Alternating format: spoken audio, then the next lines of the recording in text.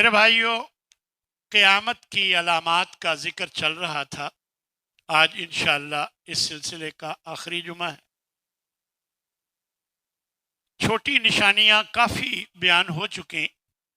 بڑی نشانیوں میں سے امام مہدی کا ظہور، دجال کا نکلنا، حضرت عیسیٰ علیہ السلام کا نزول، پھر یاجوج اور ماجوج کا نکلنا، پھر ایک جانور کا نکلنا، سورج کا مغرب کی بجائے مشرق کی بجائے مغرب سے نکلنا، اور آخری علامت آگ کا نکلنا۔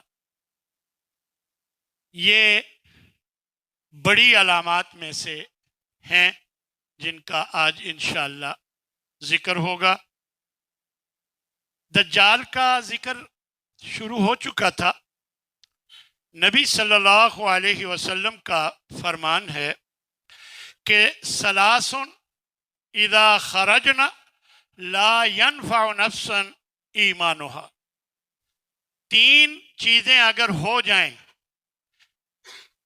تو پھر کسی شخص کے ایمان لانے کا کوئی فائدہ نہیں ہوگا۔ فرمایا طلوع الشمس من مغربها، جب سورج مغرب سے طلوع ہو گیا اب اگر کوئی توبہ کرے تو توبہ قبول نہیں ہوگی۔ اسی طرح دجال اور کے نکلنے پر، اور اس کے بعد دابۃ الارض، زمین سے ایک جانور نکلے گا۔ ان کے نکلنے کے بعد مسلم شریف کی یہ روایت ہے لا ينفع نفسا ایمانها، پھر کسی کو اس کا ایمان لانے کا کوئی فائدہ نہیں ہوگا۔ دجال کے نکلنے سے پہلے 3 سال پہلے اللہ تبارک و تعالی پہلے سال 1/3 بارش کم کر دے گا، چنانچہ اس کے نتیجے میں فصلیں کم ہوں گی، اور پھر اس سے اگلے سال، یہ دجال سے پہلے 3 سال کی بات ہے کہ پہلے سال 1/3 بارشیں کم، پیداوار کم ہو جائے گی، پھر اس سے اگلے سال 2/3، اور پھر تیسرے سال مکمل بارشیں بند ہو جائیں گی اور قحط سالی ہو جائے گی۔ اور نبی کریم صلی اللہ علیہ وسلم کا یہ فرمان ہے کہ دجال جو ہے مکہ مدینہ کے علاوہ ہر جگہ پہنچے گا، کوئی بھی جگہ ایسی نہیں ہوگی کہ جہاں وہ پہنچ نہ جائے۔ البتہ مکہ مدینہ میں، جیسا کہ میں نے پچھلی دفعہ بھی عرض کیا تھا کہ اللہ کے فرشتے ہر راستے پر مقرر ہوں گے، جو بھی مکہ مدینہ میں داخلے کے راستے ہوں گے تو دجال کو اندر وہ نہیں آنے دیں گے۔ پھر 3 جھٹکے ہوں گے، زلزلے، تو یہ کافر اور منافق جتنے بھی ہوں گے یہ خود نکل کر دجال کے پاس پہنچ جائیں گے۔ تو ایک روایت میں آتا ہے کہ جس طرح بادلوں کو ہوائیں لے کر جلدی سے لے جاتی ہیں، یہ دجال اس طرح اس کی رفتار ہوگی، تیزی سے ہر طرف جانے کی کوشش کرے گا۔ نبی صلی اللہ علیہ وسلم نے ایک مرتبہ صبح کے وقت دجال کا ذکر کیا اور فرمایا کہ اے اللہ کے بندو، جب دجال آ جائے فثبتو، تو ثابت قدم رہنا، گمراہ نہ ہو جانا۔ وہ ساری لمبی بات کے پوچھا صحابہ نے کہ کتنی دیر تک رہے گا، تو آپ صلی اللہ علیہ وسلم نے وہ اس کا جواب دیا تھا کہ 40 دن، اور اس کی وضاحت کی تھی کہ ایک دن جو ہے پہلا وہ 1 سال کے برابر ہوگا، اور دوسرا دن جو ہے وہ 1 ماہ کے برابر ہوگا، تیسرا دن 1 ہفتے کے برابر، باقی 37 دن عام روٹین کے مطابق۔ یعنی اس طرح یہ دجال اس دوران ہر طرف جا کر اپنی گمراہی پھیلائے گا، اپنے آپ کو رب کہنے کی کوشش کرے گا، لوگوں کو کہے گا کہ مجھے رب مانو، تو اس طرح اس کے پاس جنت اور دوزخ ہوگی۔ جو اسے مانے گا وہ اسے اپنی جنت میں داخل کرے گا، حقیقت میں وہ جہنم ہوگی، اور جو نہیں مانے گا وہ اسے اپنی دوزخ میں داخل کرے گا، حقیقت میں وہی جنت ہو۔ روایات میں آتا ہے کہ ایک شخص کہے گا میرے ماں باپ کو زندہ کر دو، تو وہ کر دے گا۔ ایک قوم کے پاس جائے گا، آسمان کو کہے گا بارش برسا، تو بارش ہونے لگ جائے گی۔ اس طرح کے وہ کرتب دکھا کر لوگوں کو گمراہ کرے گا اور لوگ اس کے پیچھے لگ جائیں گے۔ ایک حدیث میں نبی صلی اللہ علیہ وسلم ارشاد فرماتے ہیں کہ یتبع الدجال من یہود اصبہان 70,000 اصبہان کے یہودی 70,000 اس کے پیچھے لگ جائیں گے، یعنی اس کے ساتھ مل جائیں گے۔ علیہم تیالسا، ان پر کالی چادریں ہوں گی، یعنی انہوں نے کالی چادریں اوڑھی ہوئی ہوں گی۔ یہ ان کی نشانی بھی نبی صلی اللہ علیہ وسلم نے بتائی۔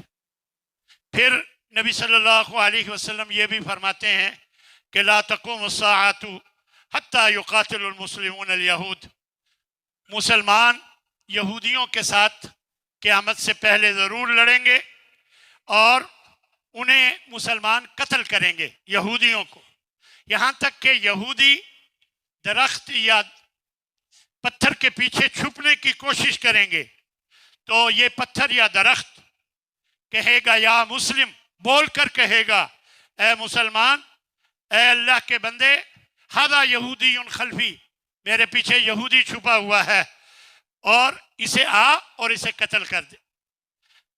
سوائے غرقد کے پودے کے، درخت کے، ہر درخت یہ بول کر کہے گا کہ میرے پیچھے یہودی پھنسا ہوا ہے، چھپا ہوا ہے، اسے آ کر قتل کرو۔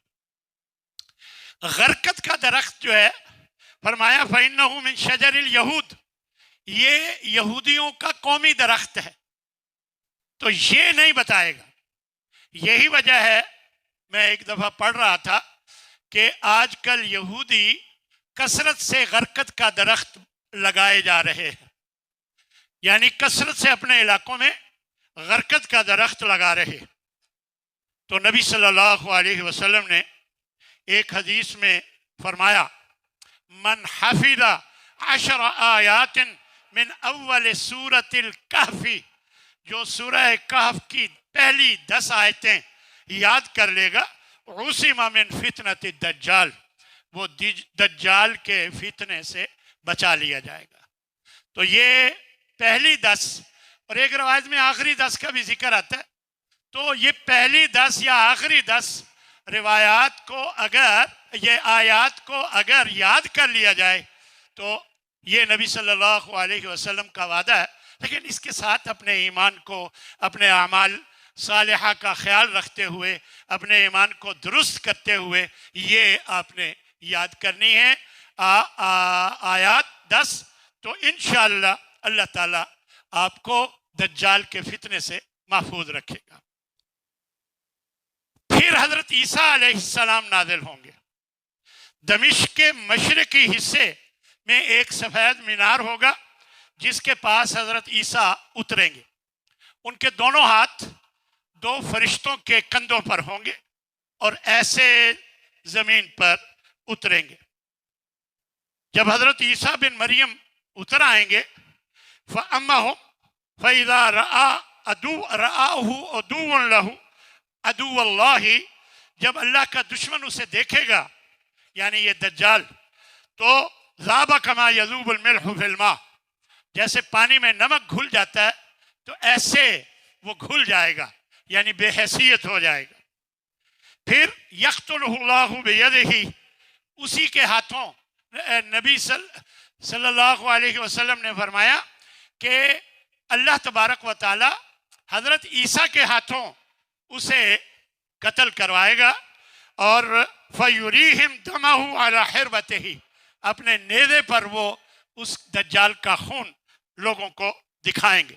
یہ باب لد میں یہ قتل ہوگا، دجال باب لد ایک جگہ کا نام ہے، اور وہاں آج کل کہا جاتا ہے کہ ایک فوجی اڈہ بنا ہوا ہے۔ پھر حضرت عیسیٰ علیہ السلام کے بارے میں یہ بھی آتا ہے کہ آپ صلی اللہ علیہ وسلم فرماتے ہیں حضرت عیسیٰ علیہ السلام اتریں گے زمین پر، فیتزوجوا، وہ شادی کریں گے، ویولد لہ، ان کی اولاد بھی ہوگی، ویمکث 45 سنۃ، 45 سال تک وہ اس دنیا میں رہیں گے، ثم یموت، پھر تبھی فوت ہو جائیں گے، یدفن معی فی قبری، میری قبر کے ساتھ ان کو دفن کیا جائے گا، فاقوم انا وعیسی ابن مریم فی قبر واحد، ہم ایک ہی جگہ سے جو ہے قیامت کے دن اٹھیں گے، بین ابی بکر و عمر، یہ دیکھیں اعزاز ہے حضرت ابو بکر اور حضرت عمر کا کہ وہ بھی ہمارے ساتھ ہی اٹھیں گے۔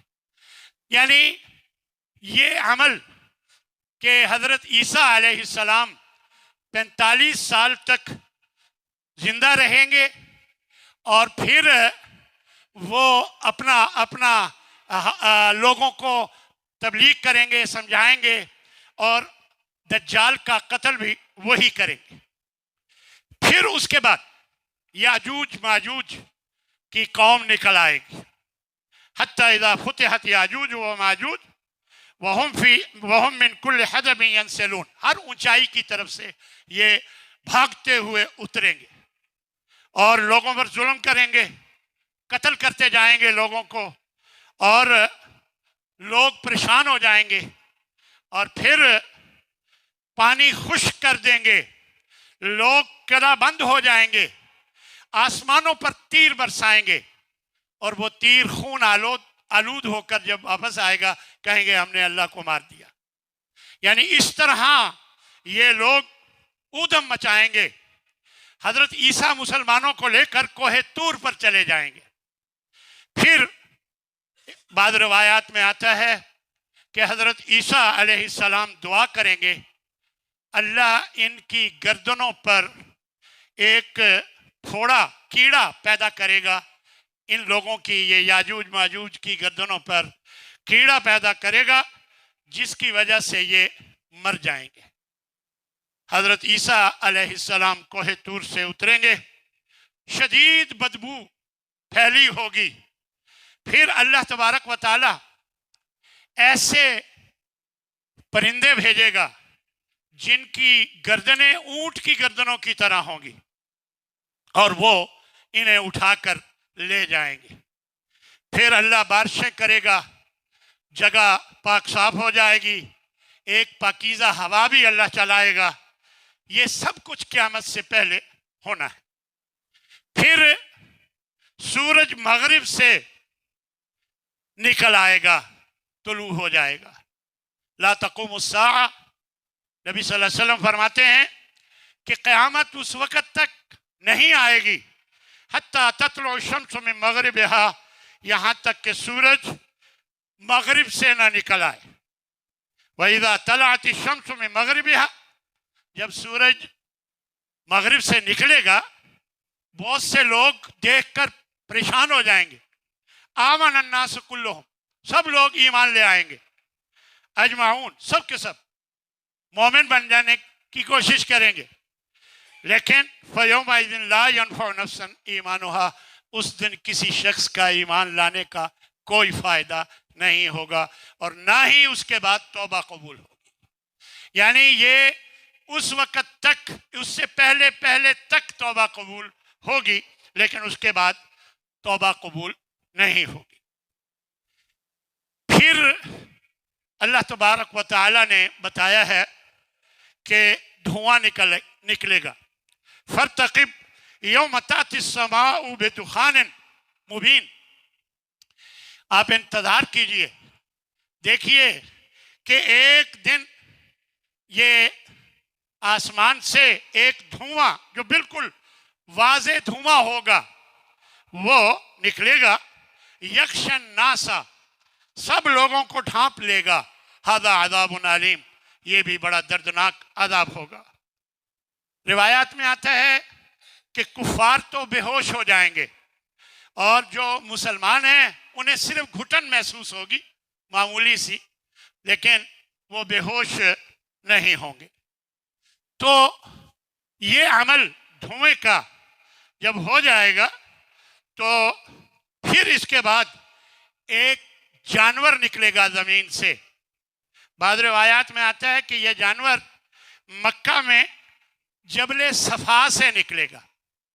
پھر اللہ تبارک و تعالی نے بھی اس کا ذکر فرمایا ہے قرآن مجید میں، وَإِذَا وَقَعَ الْقَوْلُ عَلَيْهِمْ، جب ان پر جو وقت مقرر ہے اس کی بات پوری ہونے لگے گی تو اخرجنا لہم دابۃ، ہم نے ان کے لیے ایک جانور نکالنا ہے. یہ عجیب الخلقت جانور ہوگا، بہت بڑا، من الارض، زمین سے اللہ انہیں اسے نکالے گا. تکلمہم، یہ لوگوں سے باتیں کرے گا. تکلمہم کے دو معنی ہیں، ایک ہے باتیں کرے گا اور ایک کا معنی ہے زخمی کرے گا. تو بعض مفسرین نے وہ بھی معنی کیا. تو وہ لوگوں سے باتیں کرے گا. ان الناس کانوا بآیاتنا لا یوقنون، وہ کہے گا کہ لوگ ہماری آیتوں پر یقین نہیں رکھتے تھے. اور اس کے ایک جملہ اور ہوگا، خبردار، بے شک ظالموں پر اللہ کی لعنت. یہ بھی وہ جانور بول کر لوگوں کو بتائے گا. کافروں کو سونگے گا، کافروں کو وہ سونگے گا اور اللہ اکبر، اور ان سے جب یہ سونگے گا تو ان کے چہرے سیاہ کر دے گا. کافروں کو سونگے گا، ان کے چہرے سیاہ ہو جائیں گے اور ان کے آنکھوں کے درمیان یہ کافر لکھ دے گا یہ جانور.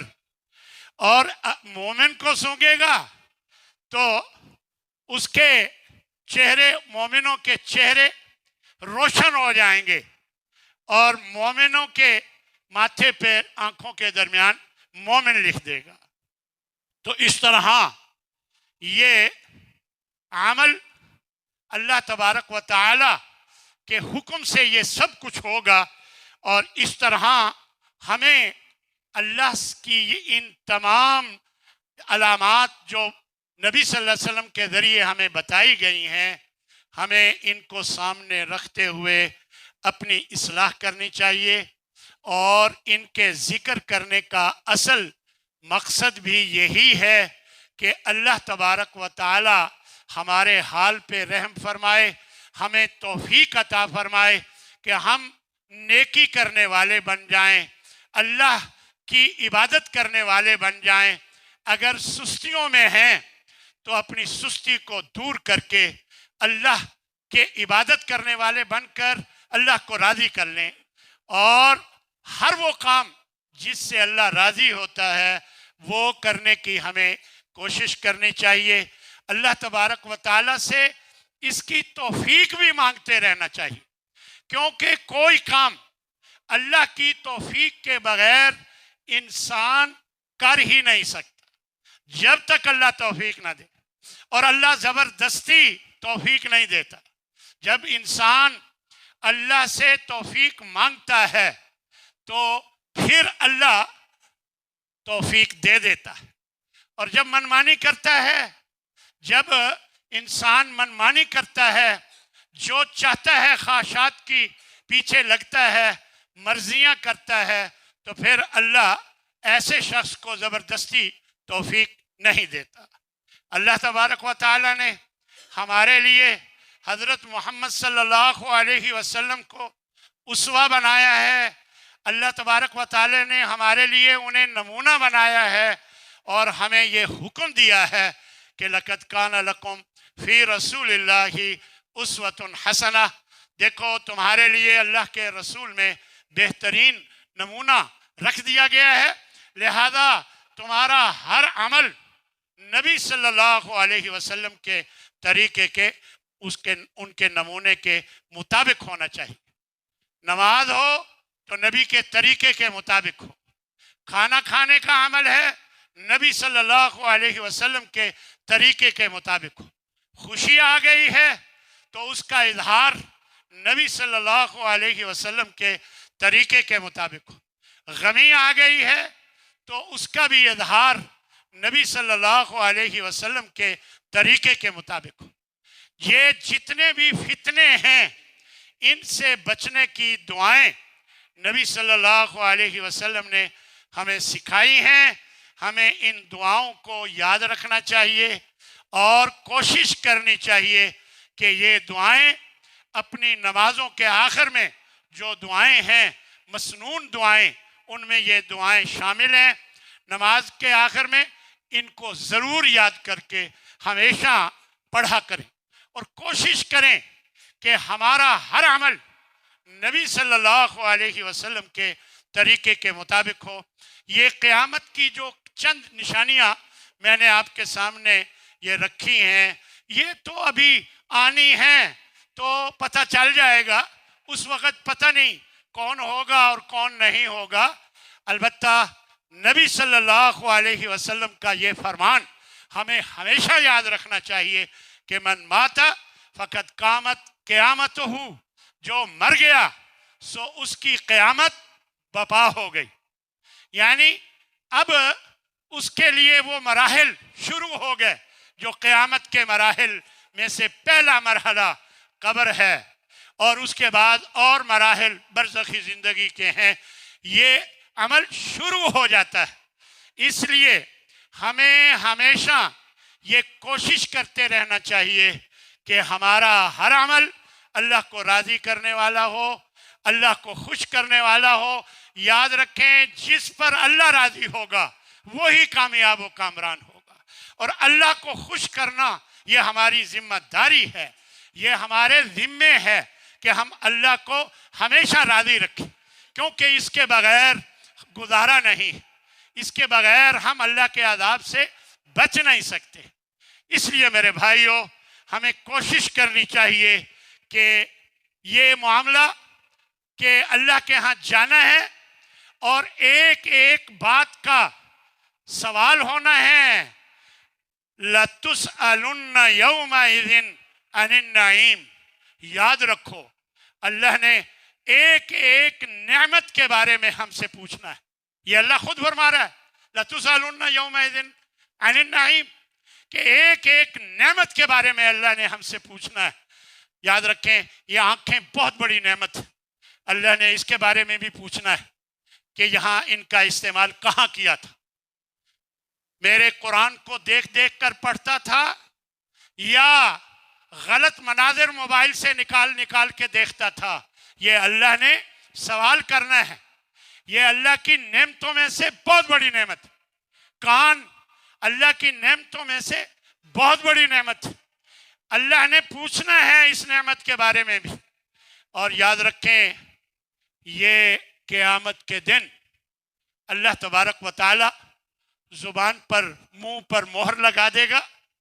نختم علی افواہہم، اور ان منہ پر مہر لگا کر پھر اللہ ان اعضاء جسم کے جو اعضاء ہیں ان کو بلوائے گا.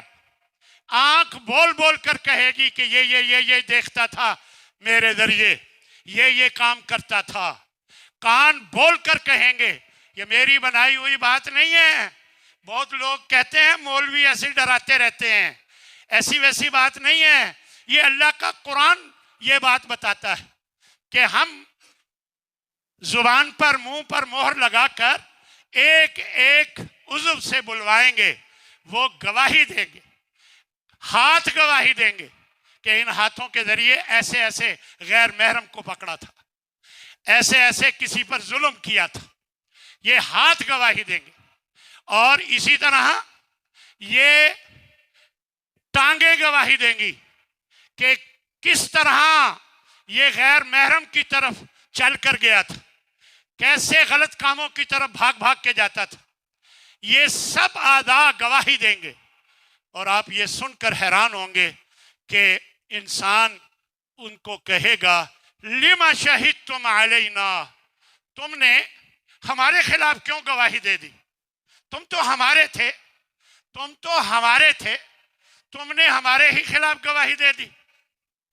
تو وہ کہیں گے اعضاء انطقنا اللہ انطق کل شیء، ہمیں اس اللہ نے بلوایا ہے، ہم خود نہیں بولے ہیں. ہمیں اس اللہ نے بلوایا ہے जो हर चीज को बुलवा सकता है। मेरे भाइयों, ये सारी बातें हकीकत है। अल्लाह से डरें और कोशिश करें कि अल्लाह को राजी करने की कोशिश करें। अपनी आंखों से अल्लाह को राजी करें, अपने कानों से अल्लाह को राजी करें। ये गाने ना सुने, गीबतें ना सुने, अल्लाह को राजी करने की कोशिश करें अपने आज़ाद से, ताकि ये आज़ाद जब गवाही दें तो आपके हक में गवाही दें, आपके खिलाफ ये गवाही ना दें। तो मेरे भाइयों, मैं बता रहा था कि जानवर निकलेगा ज़मीन से और वो लोगों से बातें करेगा, लोगों को कहेगा कि खबरदार, जालिमों पर अल्लाह की लानत है। ये जुमला वो बोलकर लोगों को कहेगा। तो उस वक़्त जो जालिम होंगे यकीनन उन पर अल्लाह की लानत हो। फिर इसके बाद आखिरी अलामत आग का निकलना है। आग निकलेगी और सतखरुजुन नारु मिन हदरमौत यमन हिजाज, ये रिवायात में आता है हदरमौत यमन और हिजाज से ये कब्ल यौमिल क़यामा, क़यामत के दिन से पहले ये आग निकलेगी और सब लोगों को हाँक कर मैदान महशर की तरफ, मैदान हशर की तरफ ले जाएगी, जो कि मुल्क शाम में होगा। ये रिवायात में आता है मैदान हशर मुल्क शाम में होगा। तो उसकी तरफ ये आग सबको हाँक कर ले जाएगी। जब वो चारों तरफ से आएगी तो लोग भागेंगे और हर तरफ से वो घेर कर उनको आखिर मैदान हशर तक पहुंचा देगी और उसके बाद फिर क़यामत का सिलसिला शुरू हो जाएगा। मेरे भाइयों, नबी सल्लल्लाहु अलैहि वसल्लम ने फरमाया कि क़यामत जब आएगी तो बुरे लोगों पर आएगी, बुरे लोगों पर क़यामत आएगी।